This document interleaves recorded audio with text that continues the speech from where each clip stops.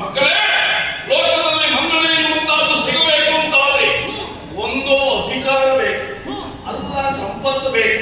ಅವೆರಡನ್ನು ನೀವು ಆಶಿಸಿಕೊಂಡ್ರಿ ಅಂತಾದ್ರೆ ಪ್ರಪಂಚದಲ್ಲಿರುವಂತಹ ಎಲ್ಲರೂ ಸಹ ನಿಮ್ಮನ್ನ ಮನ್ನಿಸುತ್ತಾರೆ. ಮಕ್ಕಳೇ, ಅದೇ ಉದ್ದೇಶದಿಂದಲೇ ನಿಮ್ಮನ್ನ ಪಡೆದವರು ನಾವು. ದಾನವರ ಕುಲದ ಉದ್ಧಾರಕಬೇಕು ಎನ್ನುವಂತಾರೆ.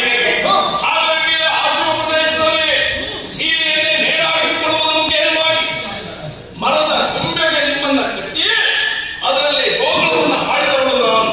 ಕಷ್ಟವನ್ನು ಅನುಭವಿಸಿದವರು ನಾನು. ಕಷ್ಟ ಎನ್ನುವಂತಹದ್ದು ದೂರ ಆಗುವಂತಹ ಕಾಲ ಸರಿ ಇದ್ದಾರೆ ಮಕ್ಕಳೇ.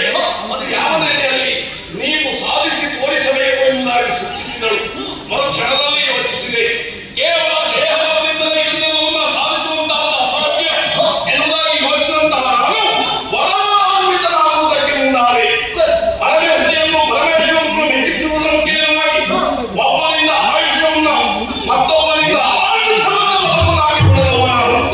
ಕೈಯಲ್ಲಿ ಹಿಡಿದಿರುವಂತಹದ್ದು ಚಂದ್ರಹಾಸ ಖಡ್ಗ. ಸದಾ ಕಾಲ ಮಸೆಯದೆ ಹರಿತವಾಗಿರುವಂತಹ ಆಯುಧ ಎನ್ನುವಂತಹದ್ದು ಲೋಕದಲ್ಲಿ ಇದ್ದದ್ದೇ ಹೋದಾದ್ರೆ ಅದು ದಶಕಂಠನ ಕೈಯಲ್ಲಿರುವಂತಹ ಚಂದ್ರಹಾಸ. ಕೇವಲ ಇಷ್ಟು ಸಾಕೆ. ವರಮಾನ್ವಿತವಾದ ನಿಜ.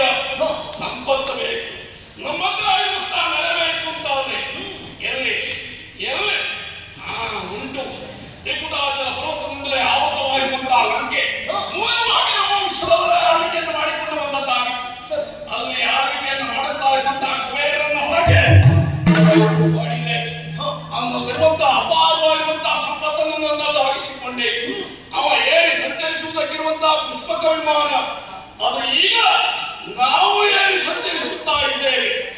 ಇಂತಹ ಒಂದು ಘಟನೆ ನಡೆದಿದೆ ಎನ್ನುವಂತಹ ವರ್ತಮಾನವನ್ನು ಕೇಳಿದಂತ ಅನೇಕ ಮಂದಿ ದಾನವೀರರು ಎಲ್ಲೋ ಗುಹೆಯಲ್ಲಿಯೋ ಕುಹರದಲ್ಲಿಯೋ ಕಾಲವನ್ನು ಕಳೆಯುತ್ತಾ ಇದ್ದವರೆಲ್ಲ ಬಂದು ಲಂಕೆಯನ್ನ ಸೇರಿಕೊಂಡ್ರು.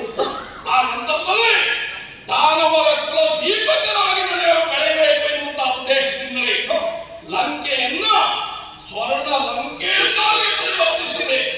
ಇವತ್ತು ನೋಡಿ ಯಾವುದಕ್ಕೆ ನಮಗೆ ಕೊರತೆ ಉಂಟು ಎನ್ನುವುದಾಗಿ ಎಲ್ಲವೂ ಸುಸ್ಥಿರವಾಗಿರುವಂತಹ ನೆಲೆಗಟ್ಟಿನಲ್ಲಿ ಇದೆ ಎನ್ನುವಂತಹ ತೃಪ್ತಿ ಸಮಾಧಾನವನ್ನು ಹೊಂದಿದವ ನಾನು. ಹಾಗಂತ ತೃಪ್ತಿಯಿಂದ ಇರುವುದಕ್ಕೆ ಸಾಧ್ಯವಾ? ಇಲ್ಲವೇ ಇಲ್ಲ. ಸದಾ ಕಾಲ ನಮ್ಮನ್ನು ಬೇರೆಯವರಿಂದ ಹಾಗಿದ್ರೆ ತುಳಿದವರು ಯಾರು? ಬೇರೆ ಯಾರು ಅಲ್ಲ, ಅವರಿಗೊಂದು ಗತಿಯನ್ನ ಕಾಣಿಸಬೇಕು ಎನ್ನುವಂತಹ ನೆಲೆಯಲ್ಲಿ ಮಾಡಿದ ಕಾರ್ಯ.